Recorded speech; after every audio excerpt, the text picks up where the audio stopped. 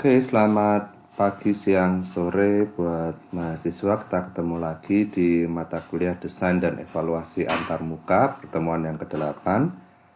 Ternyata sampai saat ini situasi belum memungkinkan kita untuk bisa kuliah tatap muka, tapi tidak apa-apa, tetap semangat. Kita akan melakukan kuliah ini secara maksimal menggunakan teknologi, khususnya menggunakan channel di YouTube ini. Ya, maaf kalau di belakang ada suara-suara ya mungkin background, anggaplah itu sebagai background, karena memang ini dibuat di rumah dengan piranti seadanya.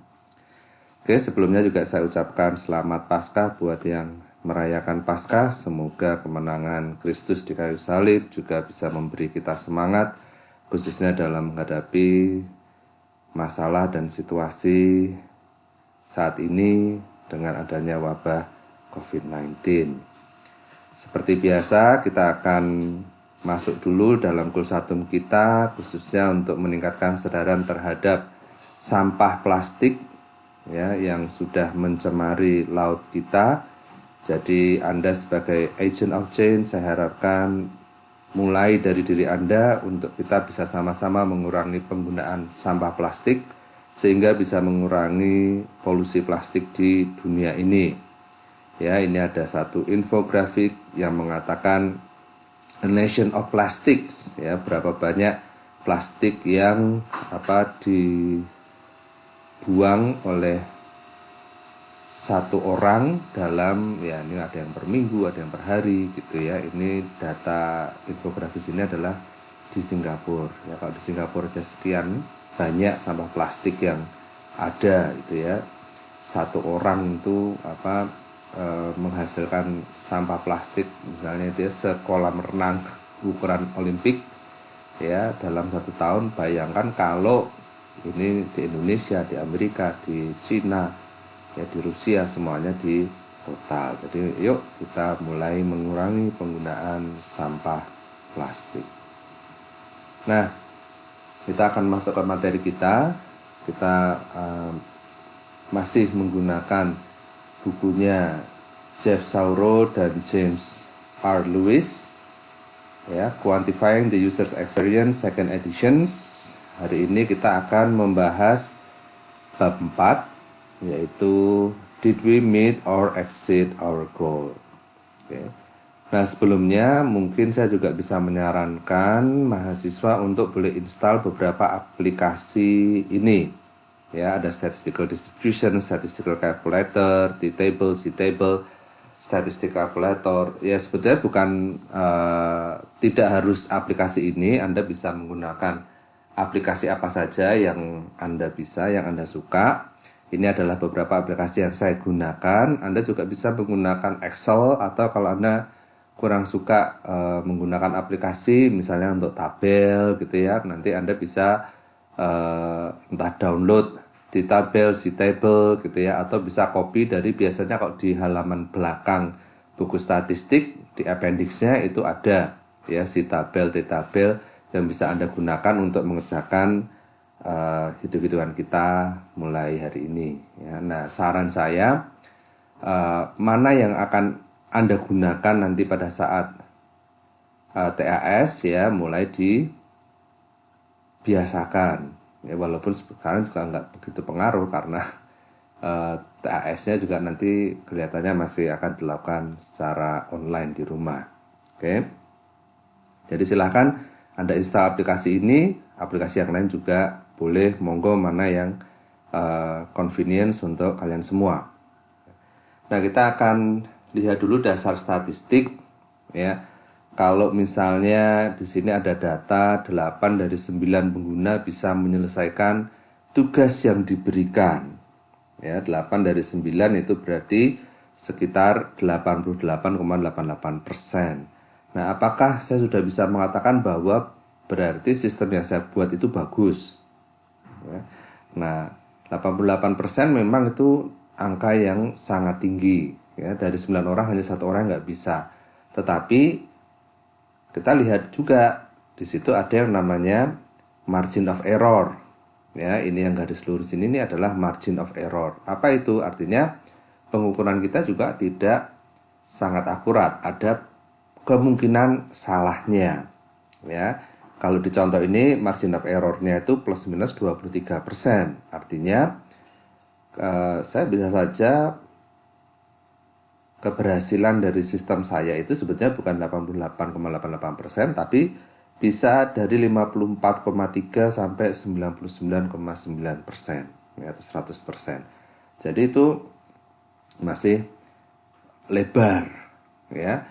Walaupun saya bisa mengatakan ya saya punya confidence level 95%, ya. Jadi bedakan, diingat lagi, confidence level itu adalah keyakinan saya, ya. Kemudian ada confidence interval, itu adalah rentang keakuratan saya, ya. Jadi kalau di sini confidence intervalnya adalah plus minus 23%, jadi saya bisa mengatakan saya yakin 95% bahwa kalau ini sistem saya berikan ke orang lain, diuji cobakan, maka tingkat keberhasilannya antara 54,3% sampai 99,99%. Oke. Jadi itu disebut dengan confidence interval dan confidence level. Ya. Nah, seandainya saya punya target bahwa saya membuat program itu, ya target saya 50% pengguna bisa menggunakannya. Kalau kita lihat di sini 54,3% itu kan di atas 50, berarti wah, ini sudah tercapai target saya. Tapi seandainya ya target saya adalah 60%. Nah, ini maka ada kemungkinan bahwa sebetulnya program yang saya buat, walaupun ini saya ambil sampel 9 orang, itu keberhasilan 88,88%, itu ada kemungkinan bahwa sebetulnya tidak mencapai target karena tadi rentangnya itu dari 54,3%, jadi di bawah 60%. Ya. Nah, oleh sebab itu maka hasil pengukuran yang baik itu kalau apa? Kalau confidence intervalnya itu atau margin of error-nya itu kecil. Kalau tadi 23% itu kan besar sekali, ya. Nah, bagaimana cara kita mendapatkan margin of error yang kecil? Biasanya adalah dengan menambah jumlah responden. Ya, itu yang harus dilakukan. Oke, jadi ini review apa itu confidence level, apa itu confidence interval, ya. Nah, kemudian nanti kalau kita mengukur perhitungan secara statistik untuk usability testing, itu kita juga harus memperhatikan tipe datanya. Ada yang discrete atau binary. Contohnya itu kalau saya mengukur success rate, ya, gagal atau tidak, 0 atau 1, ya. Kalau berhasil 1, kalau gagal 0, itu namanya discrete. Ada juga continuous data, misalnya apa? Task time 20 detik, 31 detik, itu adalah continuous data. Atau mungkin nilai kepuasan 1 sampai 10. Nah, itu kan juga continuous, ya. Nanti kalau bisa ada orang yang kepuasannya 8, ada yang 7, ada yang 9, ada yang mungkin 8,5, itu adalah continuous data. Jadi kita harus memperhatikan apakah metode yang kita gunakan itu sesuai dengan tipe datanya. Kalau tidak sesuai, maka hasil metode statistik yang kita gunakan bisa tidak presisi, ya. Selain itu, nanti kita juga melihat ada yang namanya banyaknya sampel. Tadi sudah saya sebutkan, ya. Ya jelas, semakin banyak sampel itu maka perhitungan kita akan semakin akurat, ya. Nah, kalau kita bicara tentang membandingkan data, ya, itu kita mengenal nanti ada two-tailed test dan ada yang namanya one-tailed test. Apa sih ini sebetulnya? Ini sudah pernah saya bahas juga sebelum TTS. Kalau two-tailed test itu biasanya kita menguji dua produk tanpa asumsi mana yang lebih baik, mana yang lebih jelek. Misalnya saya akan membandingkan antara Huawei Pro 40 dengan Samsung Galaxy S20 misalnya. Nah, saya nggak tahu nih mana yang lebih bagus, mana yang lebih jelek. Maka kalau saya mau membandingkan usability kedua handphone tersebut, saya bisa menggunakan two-tailed test. Ya. Nah, itu yang merah itu adalah tingkat keyakinan kita, confidence level kita. Jadi kalau saya mengatakan 95% saya yakin, itu sebetulnya daerah penolakannya itu ada di kiri dan kanan masing-masing 2,5%. Tapi kalau misalnya saya mau membandingkan antara Samsung Galaxy S20 misalnya dengan Samsung Galaxy J misalnya ya. Nah, kelasnya aja sudah beda, maka kita sudah bisa mengira-ira mestinya yang Samsung Galaxy S itu lebih bagus dibandingkan yang Samsung Galaxy J. Jadi kita bisa berdasarkan pengetahuan kita bisa menggunakan asumsi lebih bagus Samsung Galaxy S20 sehingga kita bisa menggunakan one tail test ya. Sehingga kalau digambarkan di bawah ini bagian yang merah ini penolakannya ini 0,05 semua ada di satu sisi. Ya, ini untuk refresh ya, nanti kita akan masuk ke sana lagi. Oke. Ya di minggu-minggu akan datang masih banyak pertemuan, jangan khawatir. Oke. Nah, ada dua cara untuk melakukan one-sided test. Yang pertama adalah memperkirakan kemungkinan hasil observasi memenuhi benchmark atau tidak. Ya, kalau two-tail tadi kita nggak tahu ya mana lebih bagus mana yang lebih jelek. Tapi kalau one side, tadi kan saya sudah tahu Samsung Galaxy S20 itu lebih bagus daripada Samsung Galaxy J. Tapi bisa juga saya memperkirakan menggunakan one-sided test itu misalnya saya mau membandingkan nih apakah HP yang saya buat ini sudah memenuhi benchmark. Nah, benchmarknya ini itu sudah ada kan. Misalnya benchmarknya harus usability dari 80%. Nah, maka kita bisa menggunakan one-sided test. Ya. Kemudian kita juga bisa menentukan confidence interval dan menentukan batas mana atas atau bawah yang kemungkinan besar menjadi benchmark. Ya, apakah ini lebih bagus atau lebih jelek. Ya. Nah, ini ada satu contoh, misalnya hasil uji usabilitas suatu produk menghasilkan rata-rata task time 30 detik dengan nilai confidence interval sebesar 12 detik. Ya. Jadi confidence intervalnya 12 detik, berarti ini adalah plus minus 6. Oke.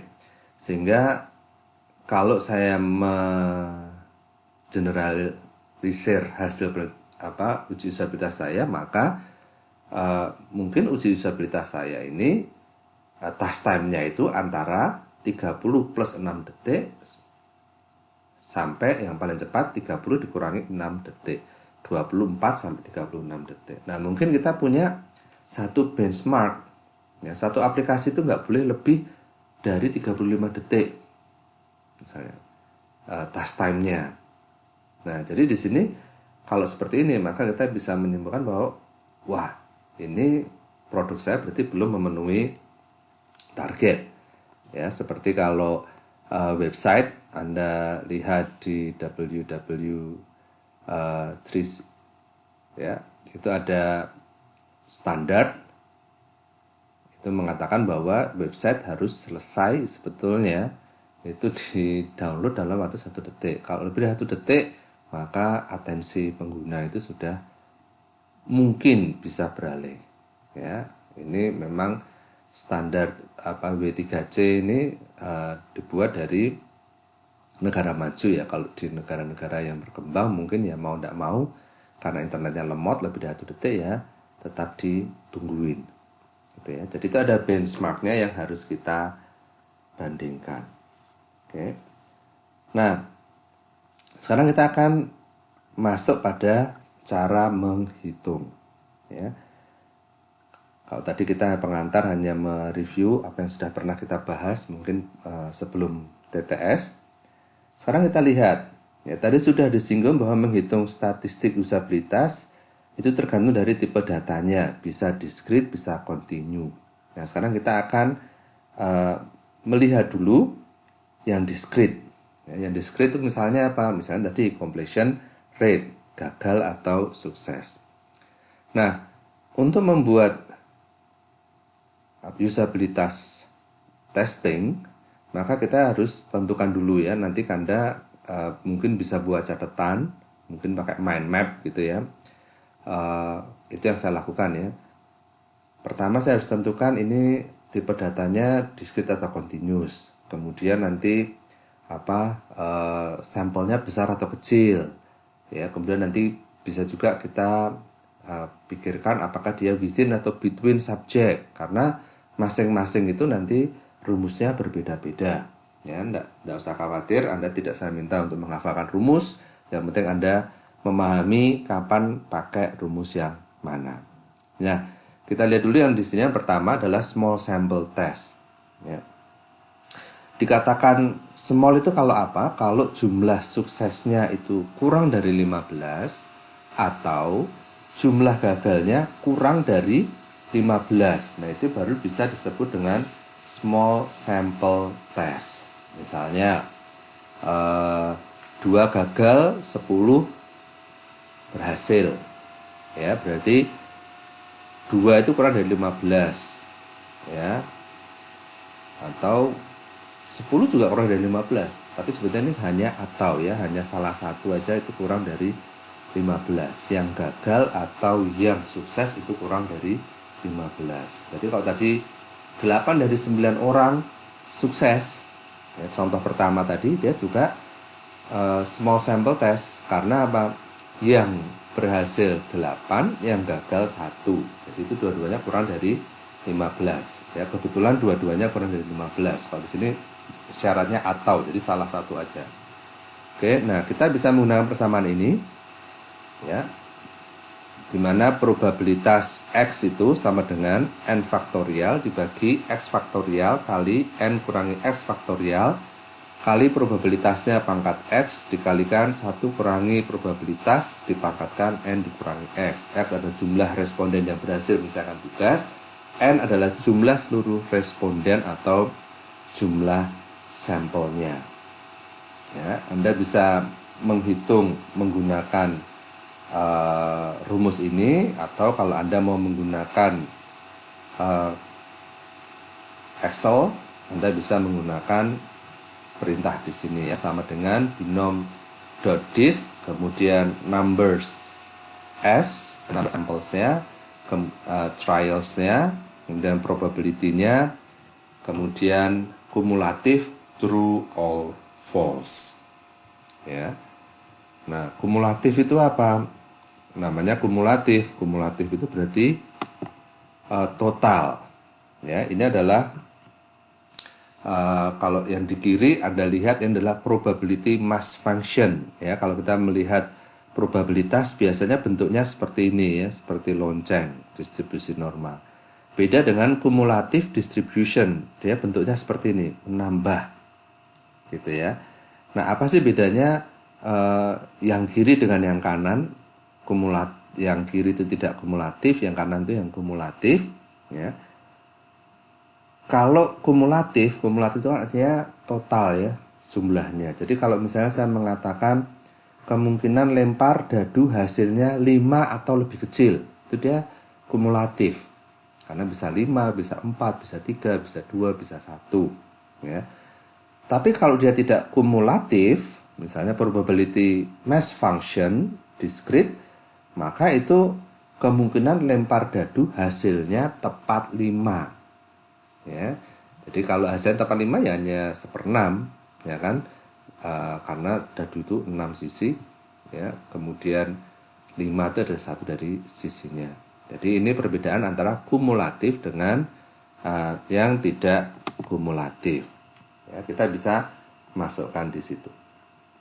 Nah, jadi di sini karena kita mau melihat berapa sih yang sukses, berapa yang tidak, gitu ya, maka yang kita gunakan adalah yang false, yang bukan kumulatif, ya, untuk discrete, karena dia bentuknya discrete. Oke. Nah, saran saya juga nanti kalau Anda menggunakan Excel, coba diperhatikan, karena Excel itu berbeda versinya, kadang-kadang perintahnya agak berbeda. Jadi tolong dilihat ya, dipelajari ya, seperti standar deviasi itu ada yang cuma STDF, STDEF, ada yang STDF titik norm, macam-macam dia nanti Anda pelajari. Kemudian yang kedua, cara nulisnya juga tergantung. Saya nggak tahu itu versi Excel-nya atau dari sistem operasinya. Ada yang koma itu pakai titik, ada yang koma itu pakai koma. Kemudian antar perintah itu ada yang pakai koma, ada yang pakai titik koma. Jadi kalau misalnya Anda ketikkan contoh di sini binom.dis, kemudian x, n, probability, false, ternyata nggak jalan, jangan khawatir. Siapa tahu itu mungkin bukan x, n, tapi x, n, probability, false. Oke. Nah, kita akan lihat di sini contoh yang pertama. Tadi ada 8 dari 9 responden berhasil. Nah, apakah cukup bukti kalau saya mau bilang setidaknya 70% dari semua pengguna bisa menyelesaikan tugas tersebut? Ya, kalau tadi dikatakan kalau 8 dari 9 kan 88 sekian persen ya, sudah di atas. Apakah itu sudah cukup? Nah, jadi kalau mau paling gampang ya, kita bisa menggunakan Excel aja ya. Excel ya, tadi perintahnya sama dengan misalnya binom ya, itu sudah ada isinya, Anda tinggal mengikuti distribution dist ya. Kemudian kita masukkan ya, berapa orang yang berhasil, number success, berapa trialsnya, berarti jumlah respondennya, kemudian berapa prosentase yang diinginkan, 0,7 ya. Kemudian apakah kumulatif atau tidak, tadi kita isi dengan false. Nah, kita peroleh ini adalah kemungkinan untuk 8 ya, 8 dari 9 sukses. Padahal kita kan pengen apakah bisa di atas 70%. Ya, jadi kan bisa tadi 88% bisa, atau 100% itu juga di atas 70%. Jadi kita juga hitung juga di sini ya, untuk yang probabilitas semuanya bisa ya. Jadi kita hitung juga binom dist ya. Kemudian kita isi 9 orang yang berhasil dari 9, probabilitasnya ada 7, kemudian kumulatifnya adalah false ya. Hasilnya 0,04 sekian. Oke. Nah, jadi ini Anda bisa memperoleh itu dari Excel kalau Anda mau menggunakan cara mudah ya. Kemudian ini tadi yang pertama adalah kemungkinan mendapatkan tepat 8 responden berhasil. Kemudian yang kedua kemungkinan mendapatkan tepat 9 responden berhasil. Nah, jadi kalau saya mau tahu di atas 70% gimana? Ya tentunya ini harus kita jumlahkan. Kemungkinan mendapatkan 8 atau 9 responden berhasil itu adalah 0,15565 ditambah 0,04035 ya, sama dengan 0,1960. Jadi kemungkinan completion rate lebih besar dari 70% itu sebesar 80,4%. Dari mana? Dari 100% dikurangi 19,6%. Oh, jadi ada 80% kemungkinan bahwa program saya ini kalau dipakai orang ya, success rate-nya di atas 70%. Jadi ini ada persen-persennya, jangan bingung. Yang 80,4% ini adalah persentase kemungkinan hasil yang saya peroleh bahwa yang sukses itu di atas 70%. Ya cukup besar berarti ya, 80% kemungkinan bahwa 70% orang akan berhasil. Nah, cara yang kedua ya tadi menggunakan rumus tadi kalau Anda mau menghitung secara manual. Oke, untuk menyelesaikan persoalan ini kita melihat kembali rumus yang tadi kita pelajari, yaitu P X sama dengan N faktorial, N adalah jumlah responden yang mengikuti uji usabilitas ini, dibagi X faktorial, X adalah jumlah responden yang berhasil menyelesaikan satu tugas, dikali N dikurangi X faktorial, dikalikan probabilitas yang kita jadikan benchmark, dipangkatkan X, dikalikan lagi 1 dikurangi P pangkat N min X.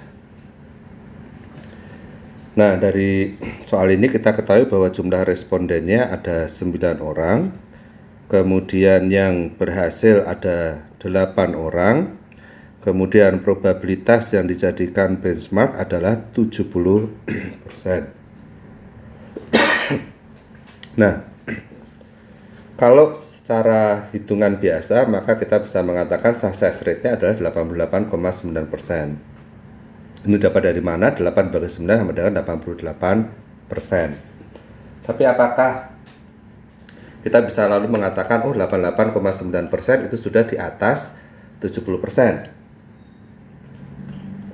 Yang kita jadikan menjadi benchmark. Oke, nah tentunya nggak bisa, karena ini kita hanya melakukan uji usabilitas terhadap 9 orang. Nah, untuk mengetahui secara pasti, maka kita menggunakan rumus ini. Kita tinggal masukkan data yang sudah kita peroleh. Jadi kita hitung dulu probabilitas 8 orang bisa menyelesaikan tugas. Ya, maka di sini 9 faktorial, karena N-nya adalah 9 orang, dibagi 8 faktorial kali 9 dikurangi 8 faktorial dikalikan 0,7 pangkat 8 dikalikan 1 dikurangi 0,7 pangkat 9 dikurangi 8. Oke, nah ini sama dengan 9 faktorial dibagi 8 faktorial dikali 1 faktorial kali 0,7 pangkat 8 kali 0,3 pangkat 1 ya. Atau sama dengan 9 faktorial itu adalah 362.880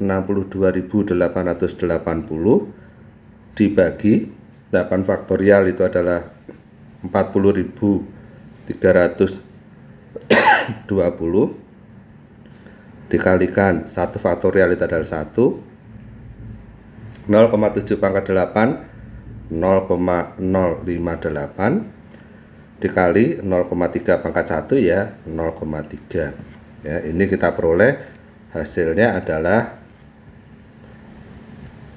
0,1566. Nah, ini baru kemungkinan 8 dari orang sukses. Kalau di atas 70% berarti bisa 8 dari 9 sukses, bisa 9 dari 9 orang sukses. Jadi kita juga harus menghitung untuk probabilitas 9 orang bisa menyelesaikannya atau semuanya.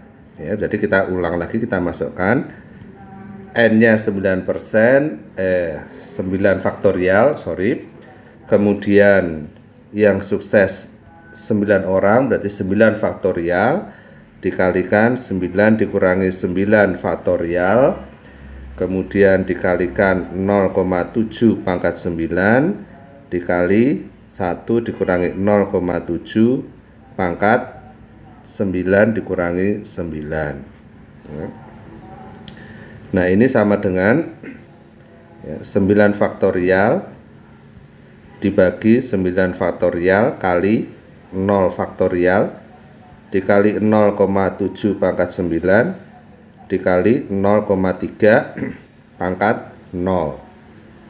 Oke. 9 faktorial sudah kita hitung tadi ada 362.880 dibagi 362.880, 0 faktorial itu hasilnya adalah 1, berarti ini dikalikan 1. 0,7 pangkat 9 itu adalah 0,04.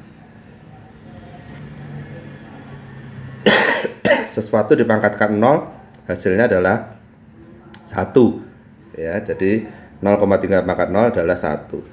Nah, ini kalau kita hitung hasilnya adalah 0,04 ya, karena 362.880 dibagi 362.880 itu adalah 1 kali 0,04 kali 1 dengan 0,04. Nah, ini kemungkinan semua orang berhasil atau 9 dari 9. Nah, sekarang kita lihat kemungkinannya kalau dua-duanya gimana. Berarti kita total dulu ya. Kemungkinan 8 yang berhasil tadi adalah 0,1566. Kemungkinan 9 orang yang berhasil adalah 0,0400. Sehingga kalau kita total ini ada 0,1966. Sehingga bisa kita simpulkan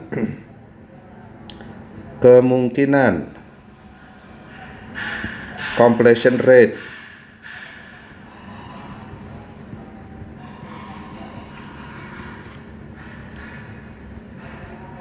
lebih besar dari 70%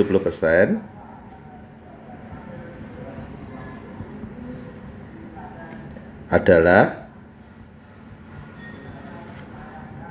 80,4%. 80,4% ini dapat dari mana? Ini didapat dari 100% dikurangi 19,66% ya, sama dengan 80,4%. Ya, jadi ini kalau dihitung secara manual tadi ya, hasilnya ternyata sama, cuma ya memang lebih repot. Ya, itu kalau Anda mau lebih repot ya silahkan. Oke. Nah, itu tadi kita membandingkan completion rate ya dengan small sample size. Ya. Nah, apa yang sudah kita lakukan tadi disebut exact probability karena hasil probabilitas dihitung secara exact, bukan perkiraan. Yang dimaksud exact di sini bukan berarti jawaban kita yang exact, tepat, tapi cara menghitungnya. Nah, biasanya hasil perhitungan untuk sampel yang kecil itu cenderung konservatif. Konservatif itu gimana? Artinya dia sering overstate probabilitas jangka panjang sehingga understate probabilitas mencapai completion rate yang sesungguhnya. Ya, overstate itu berarti terlalu jauh mengira-iranya. Ya, overstate, over, ya, terlalu. Sehingga karena kita terlalu, misalnya ya, Anda terlalu berharap sesuatu, maka hasil diperoleh di bawah harapan, understate, ya, untuk completion rate yang sesungguhnya. Nah, untuk menghitung yang lebih tidak konservatif, agak moderate, kita tidak menggunakan exact probability, tapi kita bisa menggunakan yang namanya mid probabilitas. Ya, jadi ini sama caranya, hanya kita tambahkan setengah probabilitas suatu keberhasilan. Ya, jadi ini hanya kita tambahkan ya setengah ya, di bagian probabilitas yang paling kecil. Kalau dari sini adalah 8. Jadi ini ada setengah ya. Jadi tadi tidak lagi 0,15565 tapi menjadi 0,00782. Yang berikutnya yang 9, keberhasilan 9 dari 9 tetap, sehingga kita masukkan, sehingga sekarang kita peroleh ternyata kemungkinan completion rate lebih besar itu adalah 88,2%. Ya, jadi ini malah lebih bagus ternyata dalam kasus ini. Ya, kalau tadi hanya 80,4%. Oke. Itu adalah mid probabilitas. Oke. Nah, kita juga bisa menggunakan kalkulator online yang sudah dibuatkan oleh Jeff Sauro. Ya, ini dari website www.measuringu.com. Ya, ini kalau Anda untuk latihan, untuk ngecek jawaban Anda boleh pakai ini. Tapi untuk kalau mengejarkan tes, ya, saya tetap menginginkan Anda menggunakan secara manual, gitu ya. Jadi kita bisa lihat contohnya. Ya. Oke. Yang sukses 8, yang gagal 9, kemudian proporsinya adalah 0,70%. Ya, maka ini bisa kita submit. Oke, agak sabar sedikit ya, hasilnya adalah itu ya 0,196 ya, sama seperti tadi. Kemudian untuk hasil mid probabilitasnya, jadi di sini ya menggunakan mid probabilitas, bisa Anda lihat 88,18%. Kalau ya tadi yang kita hitung 88,2% karena ada pembulatan. Oke, jadi ada banyak cara yang bisa Anda gunakan untuk menghitung. Ya, silakan Anda menggunakannya. Oke.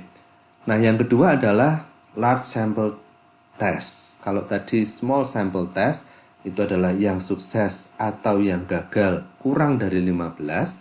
Kalau large sample test itu setidaknya ada 15 responden berhasil dan 15 responden gagal, setidaknya, at least gitu ya. Jadi kalau misalnya 5 gagal 10 sukses itu masuk small sample test ya, karena di bawah 15 ya. 8 gagal 2 sukses juga masih masuk small sample test karena di bawah 15.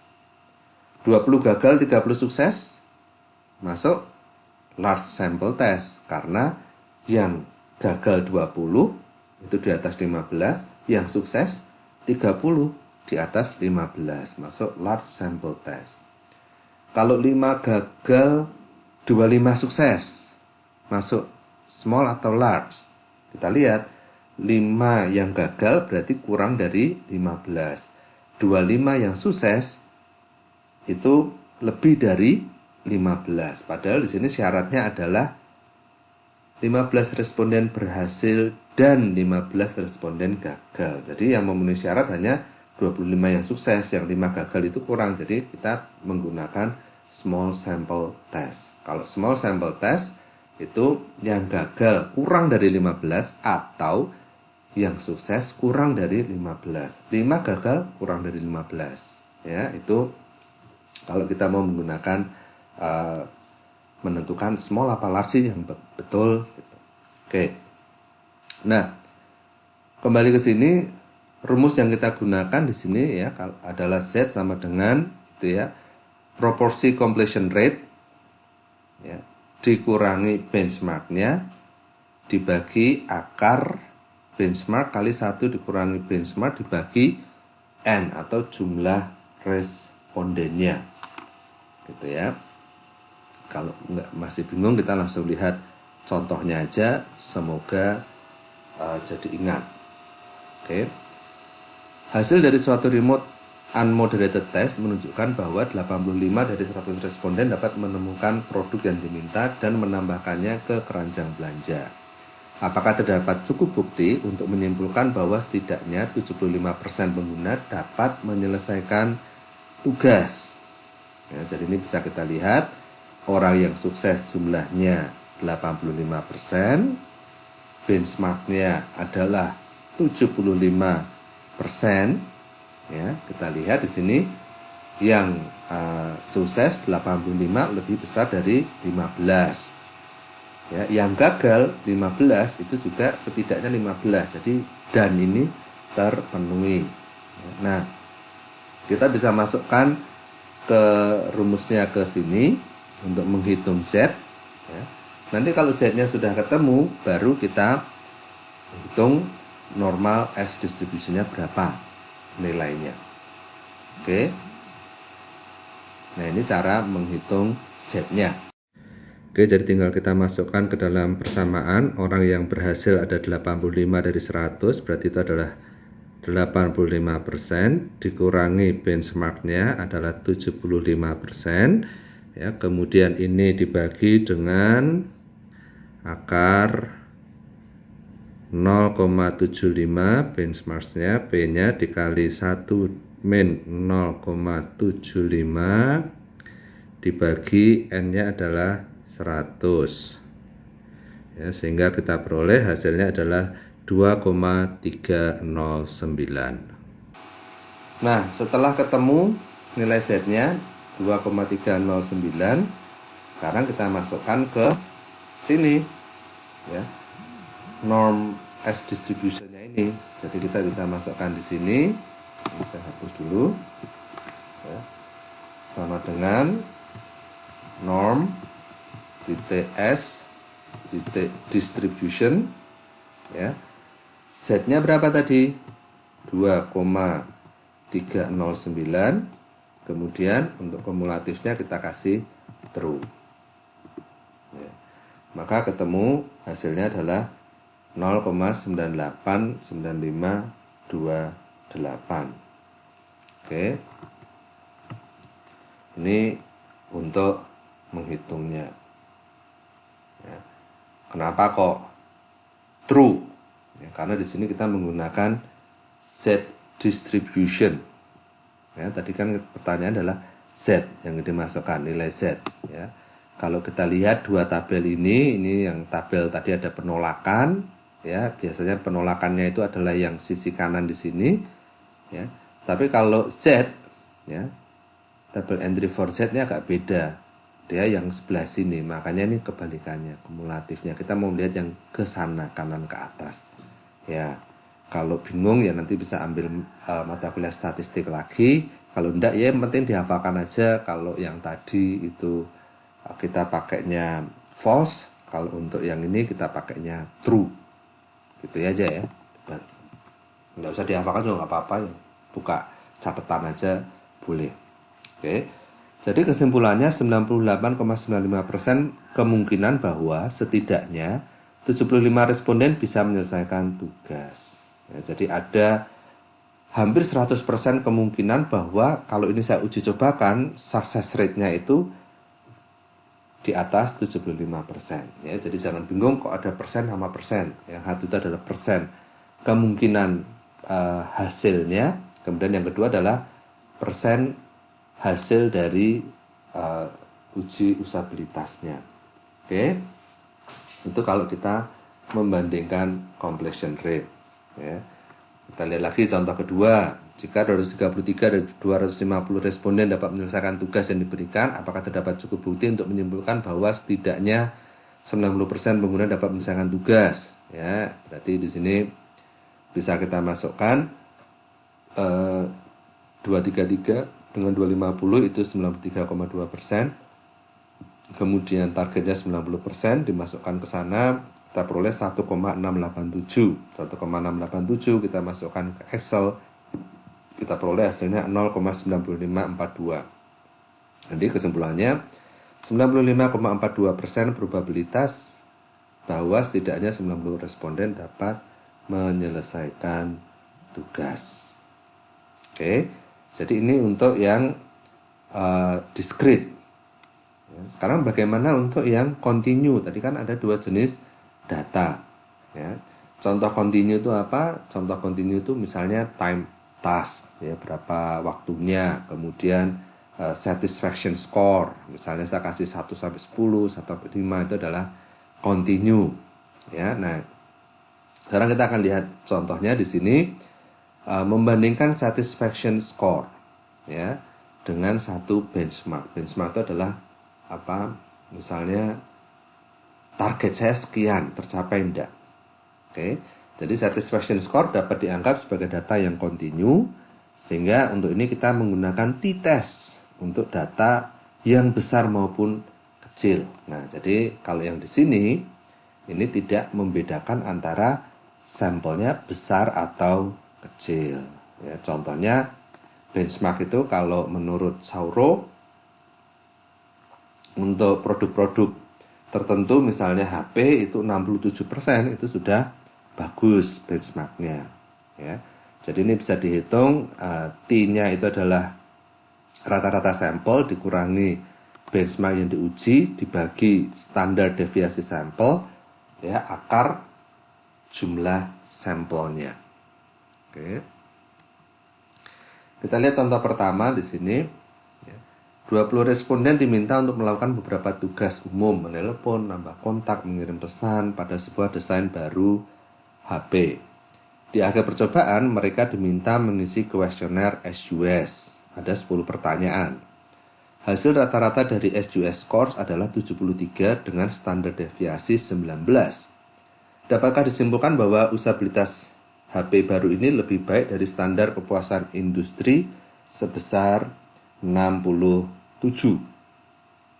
Nah, sekarang kita lihat di sini kita sudah tahu tadi rata-rata nilai SUS-nya itu adalah 73. Kemudian kita tahu benchmark yang diuji adalah 67. Jadi 73 dikurangi 67 dibagi standar deviasinya itu adalah 19.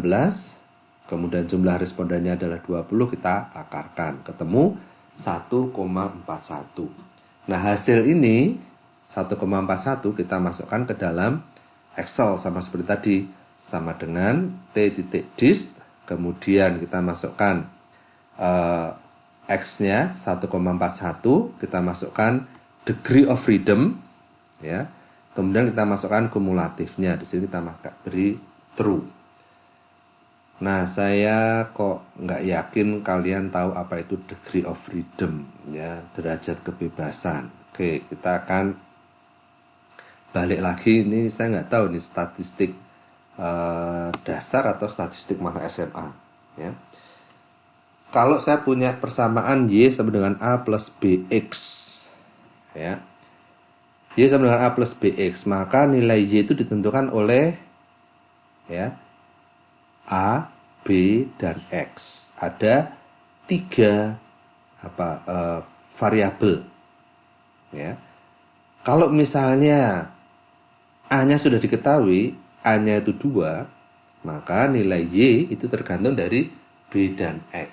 Misalnya B-nya 1, X-nya 1, berarti Y sama dengan 2 ditambah 1 kali 1, 3. Gitu ya. Nah, ini bisa juga misalnya kalau B-nya 1, X-nya 3, berarti Y-nya 6. 1 kali 3, 5, 3 tambah 2, 5. Ya, jadi nilai Y ini tergantung dari nilai variabelnya. Ya. Kalau di situ misalnya Y sama dengan A plus 5X, maka nilai Y tergantung dari A atau X. Kalau A-nya 1, X-nya 1, berarti 1 tambah 5, 6. Gitu ya. Kalau A-nya 1, X-nya 2, berarti 1 tambah 10, 11. Gitu kan? Nah, tapi yang paling kanan Anda lihat Y sama dengan 3 plus 2X. Gitu ya. Y sama dengan 3 plus 2X. Berarti nilai Y hanya tergantung dari nilai X aja. Ya. Karena A dan B sudah ditentukan. A-nya 3, B-nya 2. Jadi kalau X-nya 1, berarti ya Y-nya 5. X-nya 2, berarti Y-nya 7. X-nya 3, Y-nya 9, dan seterusnya. Oke, itu dulu. Kemudian kita lihat lagi contoh yang kedua di sana. Ya. Kalau misalnya diketahui rata-rata X sama dengan 2, berapakah X1, X2, X3? Mungkin ada yang bisa menjawab X1-nya 2, X2-nya 2, X3-nya 2. Betul ya, 2 tambah 2 tambah 2 itu 6, bagi 3, 2. Ada mungkin yang menjawab X1-nya 1, X2-nya 2, X3-nya 3. 1 tambah 2 tambah 3, 6, 6 bagi 3, 2 juga bisa. Gitu ya.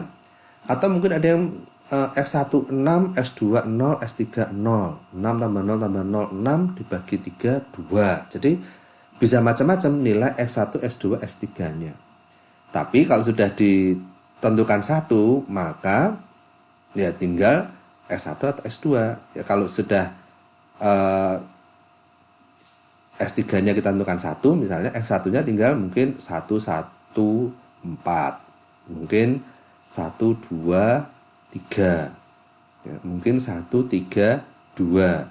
Atau 1, 4, 1. Ya, 1, 5, 0 misalnya. Itu adalah terbatas. Ya. Nah, jadi degree of freedom itu mengatakan apa sih? Kalau saya punya satu variabel di sini ya, satu nilai di sini Y itu ditentukan oleh A, B, X 3 variabel, maka kebebasannya berapa? Kebebasannya itu hanya 2. Kalau 1 sudah diketahui, maka hanya 2 sisanya yang bisa utak-atik. gitu ya. Jadi di sini kalau saya punya 3 variabel, saya sudah tahu 1, maka tinggal 2 variabelnya disebut degree of freedom.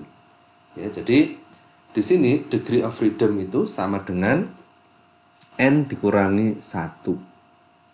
Ya, ini untuk one sample t-test.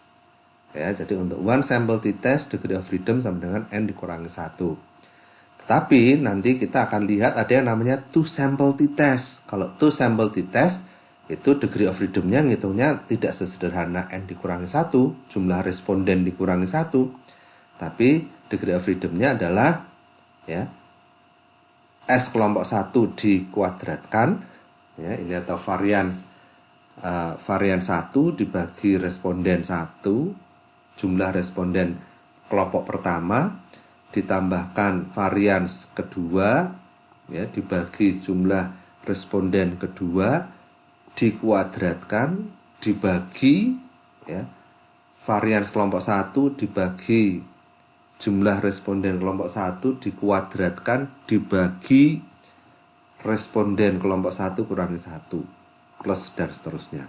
Ya, capek ngomongnya. Oke, jadi kita lihat yang di sini dulu ya, karena kita bicara tentang one sample t-test. Jadi DF sama dengan N dikurangi 1. Oke. Nah, di sini jumlah N-nya ada 20 responden. Jadi degree of freedom-nya 20 dikurangi 1 itu adalah 19. Maka kita peroleh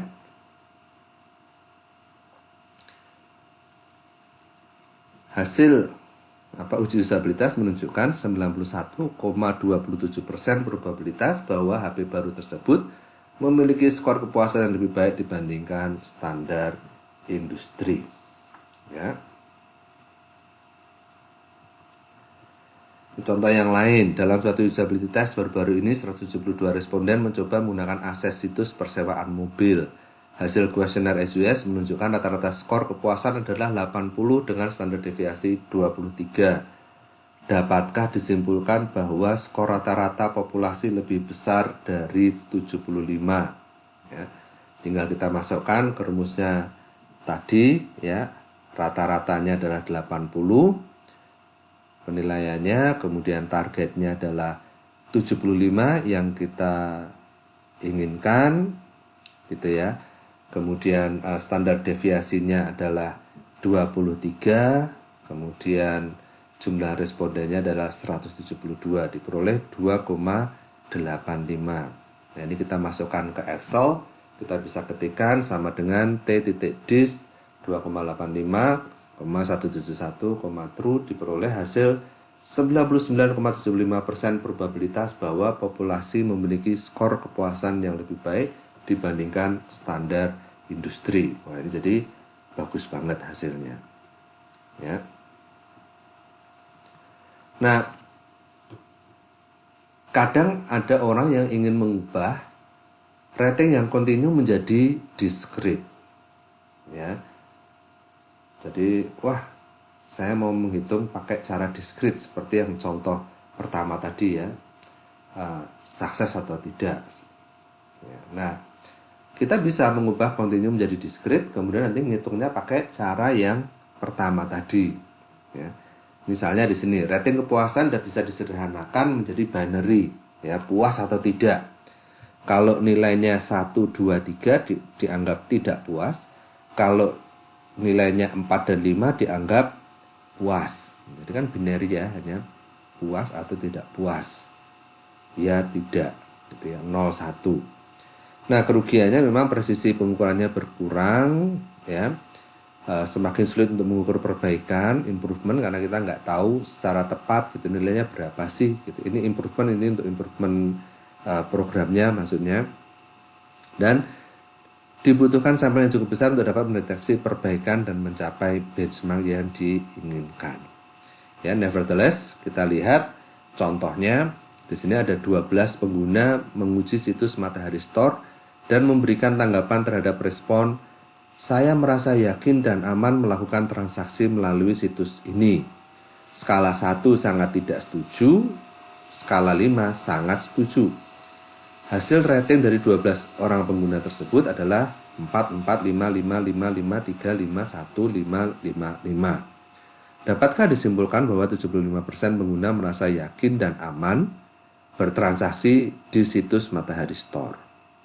Nah, karena ini mau saya rubah jadi nyari, saya anggap yang 4 dan 5 itu dia merasa yakin, yang 1, 2, 3 merasa tidak yakin. Jadi ini 4 saya rubah jadi 1, 4, 1, ini jadi 1, 1, 1, 1, 3 ini 0, 5 ini 1, 1 ini 0, 1, 1, 1. Ya, hasil konversinya seperti di bawah ini. Nah, sekarang hitungnya gimana? Kita ingin tahu 75% pengguna. Ya, setidaknya 75% pengguna. 75% dari 12 orang itu berapa?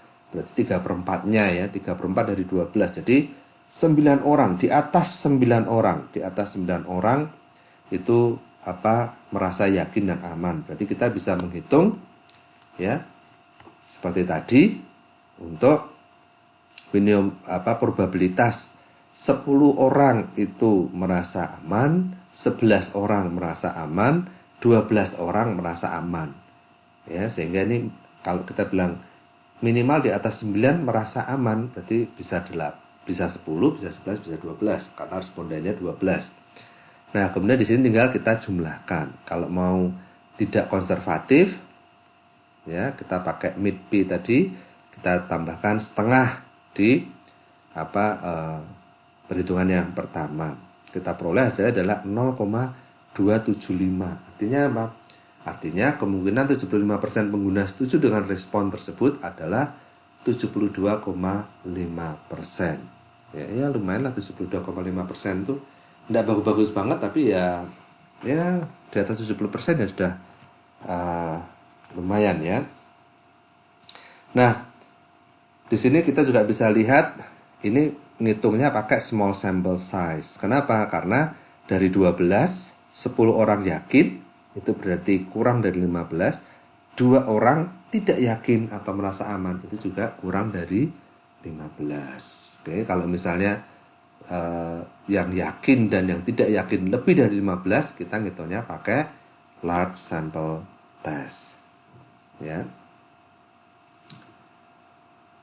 Nah, selain itu ada lagi cara menghitung kepuasan. Ini yang sudah banyak digunakan, disebut dengan Net Promoter Score. Jadi ini ada ditemukan sudah banyak publikasi jurnalnya untuk mengukur kesetiaan atau loyalitas customer. Ya. Biasanya pertanyaannya hanya satu, seberapa besar kemungkinan Anda mempromosikan produk ini pada teman Anda? Ya. Nah, ini Anda disuruh memilih ya dari 0 sampai 10, kemudian Anda tentukan. Biasanya kalau 0 sampai 6 itu disebut detractors. Kalau 7 sampai 8 disebut pasif, 9 sampai 10 itu disebut promotor. Artinya Anda betul-betul puas dengan produk yang akan diminta itu.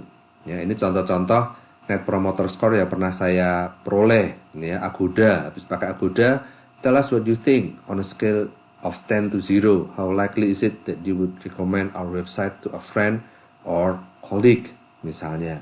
Ya. Ini contoh AirAsia. Setelah booking di AirAsia, how likely are you to recommend AirAsia to your friends and family based on your booking experience? Ya, ini adalah contoh-contoh Net Promoter Score yang mungkin sering kita jumpai Tokopedia gitu ya. Saya pakai Indosat Ooredoo Matrix, itu juga sering kadang-kadang dikirimi SMS gitu ya. Seberapa besar Anda akan menyarankan Indosat Ooredoo untuk keluarga Anda, teman Anda, balas ya 1 sampai 10. Ini sebetulnya adalah penggunaan Net Promoter Score ya. Nah, jadi misalnya di sini ada contoh 15 responden diminta untuk mencoba mengatur rencana perjalanan di website jalan-jalan.com. Kemudian setelah dicoba mereka ditanya dengan Net Promoter Score ya. Seberapa besar Anda akan menyarankan teman Anda untuk menggunakan jalan-jalan.com? Ternyata hasilnya adalah 10, 7, 6, 9, 10, 8 dan seterusnya. Ya, nah Tadi sudah disebutkan 9 dan 10 itu adalah promotor, itu yang saya kasih warna hijau. Kemudian 7 dan 8 itu pasif, 6 ke bawah itu adalah detractors yang saya kasih warna merah.